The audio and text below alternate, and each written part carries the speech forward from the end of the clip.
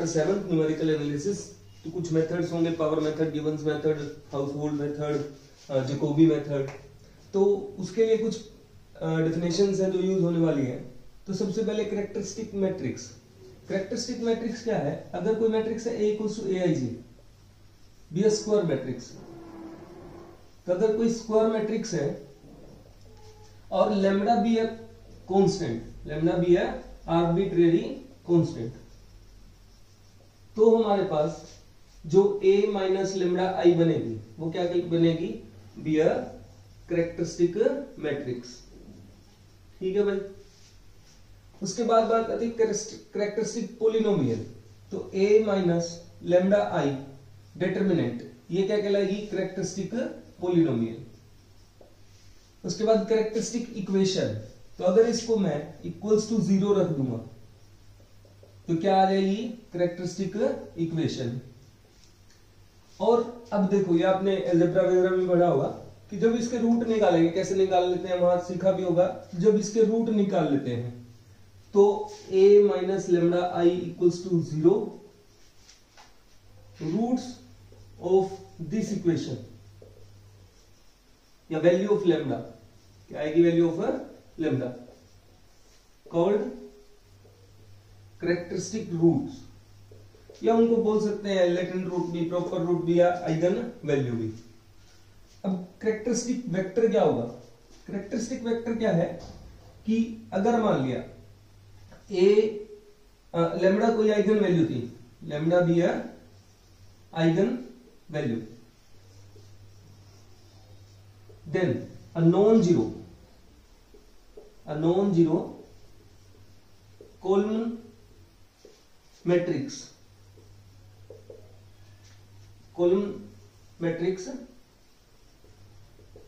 is solution of ax equals to lambda x, और क्या लिख सकते हैं? a minus lambda I into X equals to 0। तो जो ये नॉन जीरो कॉलम मैट्रिक्स है, ये क्या कहलाएगा? कैरेक्टरिस्टिक वेक्टर कहलाएगा, corresponding to this eigenvalue. ठीक है, या कह सकते हैं eigen vector.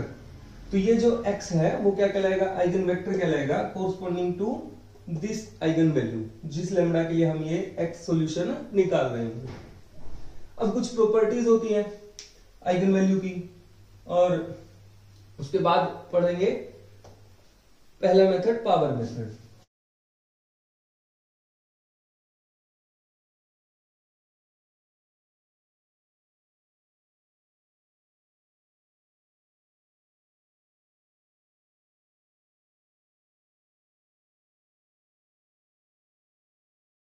Power method is used to find the eigenvalue of system of linear equation. It is an iterative method and is quite suitable for problem in which few roots are required. और इस method का हम use किसमें करेंगे? Largest eigen value निकालने के लिए। ठीक है, और हम इसमें स्मॉलेस्ट भी निकाल पाएंगे इस मेथड से।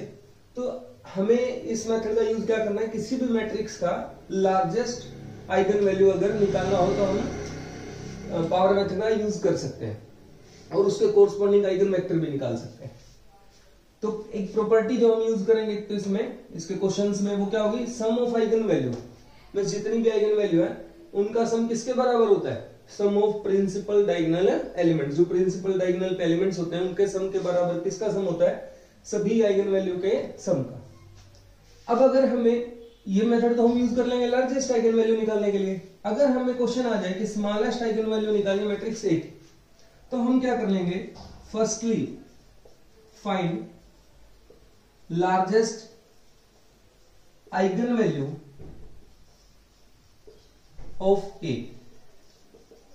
Late that is lambda 1, then take B equals to A minus lambda 1 I.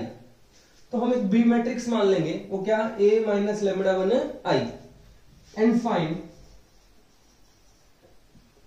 Largest eigen value of matrix B using power method.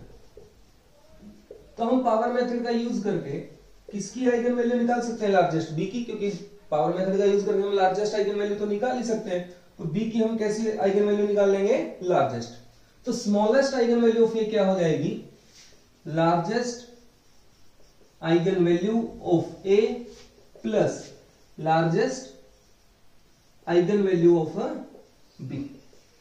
तो हम इस मेथड का यूज करके स्मॉलेस्ट आइगन वैल्यू भी निकाल पाएंगे मैट्रिक्स की।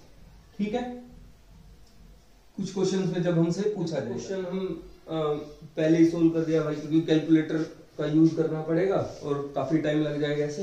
तो हम एक क्वेश्चन की मदद से समझते हैं कि पावर मेथड कैसे लगाएं।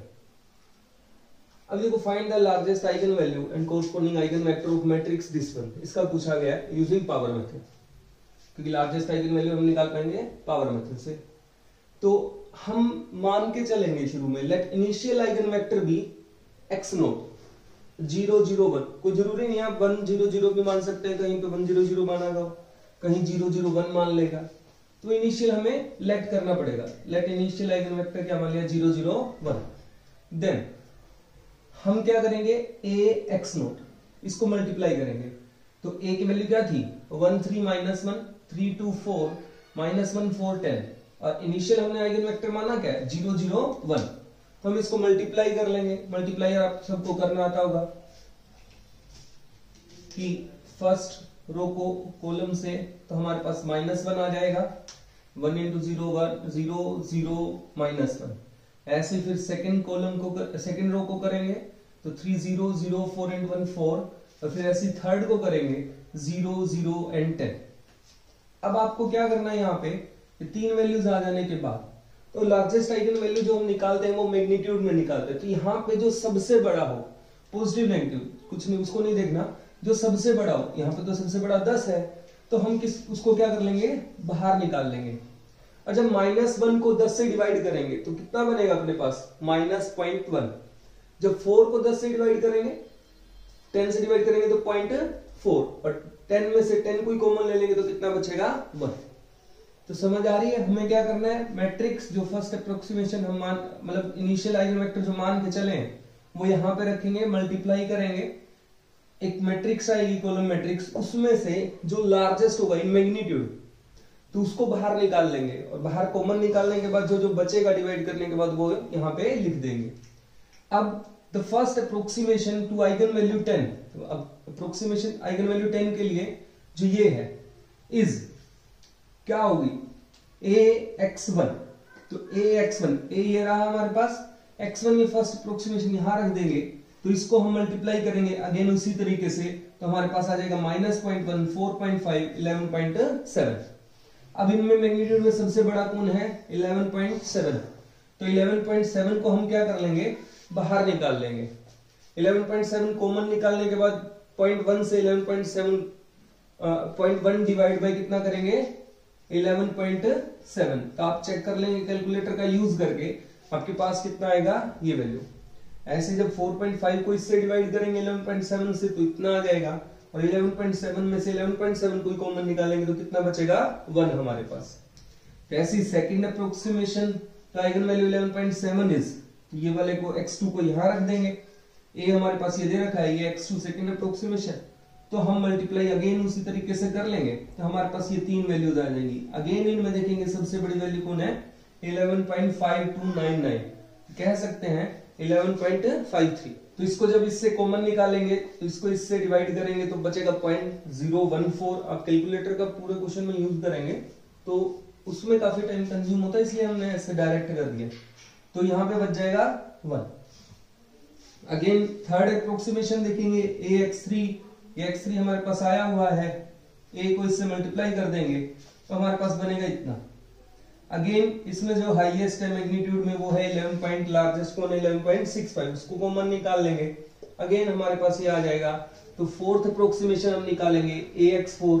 अच्छा, ये स्टेप अब रिपीट कब तक करते रहेंगे, जब तक हमारे जो अप्रोक्सीमेशन हम ले रहे हैं उनके बीच का डिफरेंस जो है वो ना के बराबर रह जाए, तब तक हम इस स्टेप्स को क्या करते रहेंगे, रिपीट करते रहेंगे। जैसे ax4 हमने निकाला तो फोर्थ अप्रोक्सीमेशन a इंटू जो x4 हमारे पास ये आया था इसको हमने यहाँ रख के मल्टीप्लाई कर लिया, अगेन मल्टीप्लाई करने के बाद 0.276, 4.902, 11.65, अगेन हाईएस्ट कौन है 11.65, उसको कॉमन निकाल देंगे तो हमारे पास ये बच जाएगा।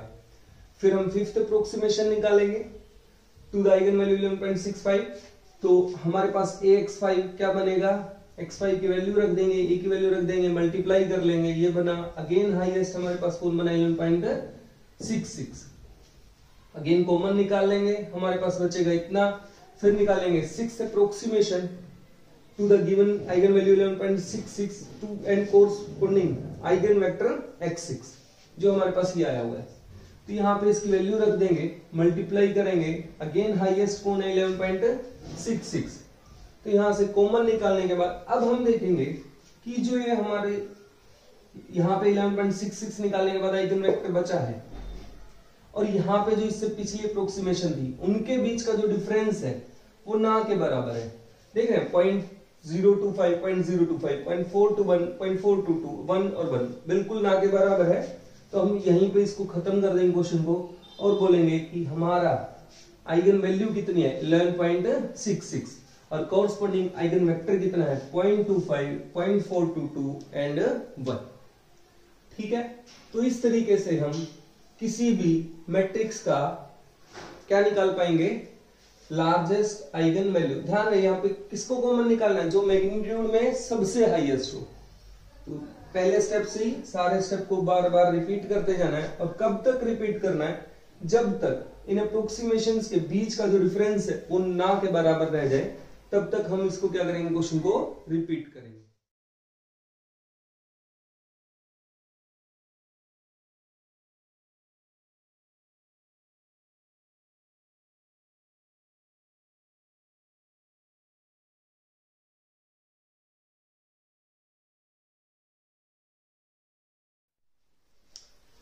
अभी देखो हमें नेक्स्ट क्वेश्चन में क्या है, इसकी स्मॉलेस्ट आइगन वैल्यू निकालनी है और सारी आइगन वैल्यू निकालनी है, तो स्मॉलेस्ट भी निकालनी है। तो स्मॉलेस्ट का हमें पता है, स्मॉलेस्ट के लिए मुझे क्या निकालना होगा, पहले तो b निकालना होगा। क्या b बताया था फॉर्मूले में लेक्चर में स्टार्टिंग में। b क्या होगा a माइनस लेमडा आई, जहां पे लेमडा कौन है, इस a मैट्रिक्स की लार्जेस्ट आइगन वैल्यू। और जैसे इससे पहले हमने एक क्वेश्चन जो पिक डाल रखी है उसमें इसकी लार्जेस्ट आइगन वैल्यू निकाल के दिखा रखी है, वो कितनी आ रही है 4। तो b हमारा क्या हो जाएगा a माइनस 4i, तो b की मैंने वैल्यू निकाल ली। तो अब स्मॉलेस्ट आइगन वैल्यू क्या होगी a की, क्या smallest eigen value of a क्या होने वाली है, वो largest eigen value of a plus largest eigen value of b। Means मुझे क्या चाहिए, b की लार्जेस्ट आइगन वैल्यू भी चाहिए, क्योंकि a की तो जो भी पीछे पिक डाली है, इमेज डाली है, उसमें निकाल रखी है a की लार्जेस्ट आइगन वैल्यू, दो b की चाहिए मुझे।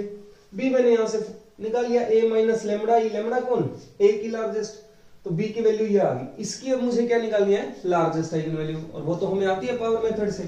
तो b लिख दिया हमने यहां पे, b कितना लिख दिया -3, 6, ये b है हमारा। ठीक है, इसकी लार्जेस्ट निकालनी है।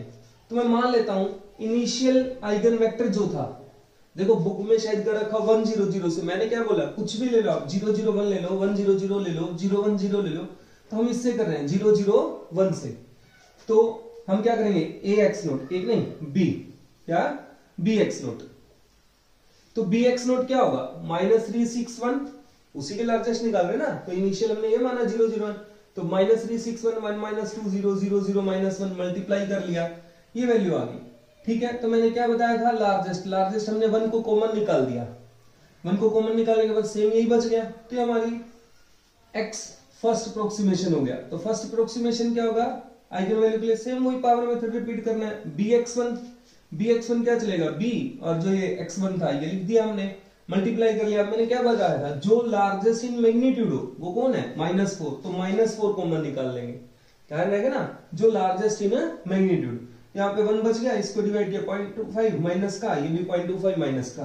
फिर से सेकंड अप्रोक्सीमेशन bx2 निकाल देंगे, वो हमारे पास इतना आ जाएगा, रिपीट करते जाएंगे स्टेप को। फिर से थर्ड अप्रोक्सीमेशन bx3 निकाल देंगे, ऐसे ही bx4 निकाल देंगे, ऐसे ही bx5 निकाल देंगे। अभी देख रहे हैं, बताया था कि कहां तक रिपीट करना है, जब तक इन अप्रोक्सीमेशन के बीच का जो डिफरेंस है वो ना के बराबर हो जाए। देख रहे हैं 0.333, 0.333, 0.002, 0.0004 डिफरेंस ही नहीं है, तो इनके बीच का डिफरेंस ना के बराबर हो गया, तो वहीं पे हम क्या है रुक जाएंगे। तो हमारी जो लार्जेस्ट आइगन वैल्यू होगी किसकी, बी की, वो कितनी होगी -5, एंड कोरस्पॉन्डिंग आइगन वेक्टर कितना 1 -0.333, और 2 डिजिट तक देखें तो वो कितना 0, माइनस प्लस का कोई दिक्कत ही नहीं। तो हमें निकालना था स्मॉलेस्ट आइगन वैल्यू ऑफ ए, वो क्या होने वाली लार्जेस्ट आइगन वैल्यू ऑफ ए, जैसे इमेज में दिखा रखा है कि उसकी लार्जेस्ट आइगन वैल्यू कितनी है 4, प्लस बी के लार्जेस्ट आइगन वैल्यू वो निकाली हमने कितनी -5, तो कितनी आ गई -1, तो this is the smallest eigen value of A. अब वो कह रहे सभी आइगन वैल्यू भी निकालो, इसके आइगन वैल्यू होनी है 3, और हमें पता है सम ऑफ आइगन वैल्यू क्या होता है, जो प्रिंसिपल डायगोनल पे एलिमेंट उनके सम के बराबर 3, 2, 5 और 1 6, तो सम ऑफ आइगन वैल्यू क्या है 6, जिसमें से लार्जेस्ट वाली कितनी है की 4, स्मॉलेस्ट वाली कितनी है -1, तो एक बच गई, वो हम क्या मान लेते हैं x, कितना होना चाहिए टोटल सम आइगन वैल्यूज का 6, समझ रहे हैं ना। जो ये b की हमने लार्जेस्ट निकाली है उसका यूज करके हमने क्या निकाल लिया स्मॉलेस्ट ऑफ ए, ठीक है, तो वो -1 आई थी, एक 4 आई थी लार्जेस्ट ए की जो थी, तो लार्जेस्ट भी पता लग गई और स्मॉलेस्ट भी, तो एक बची है, सम हमें पता है तीनों आइगन वैल्यू का 6 है, तो हमारे पास x कितना आ जाएगा 4 - 1 3, तो उधर जाके कितना बच गया 3, तो थर्ड आइगन वैल्यू जो बच गई हमारी वो कितनी बच गई 3।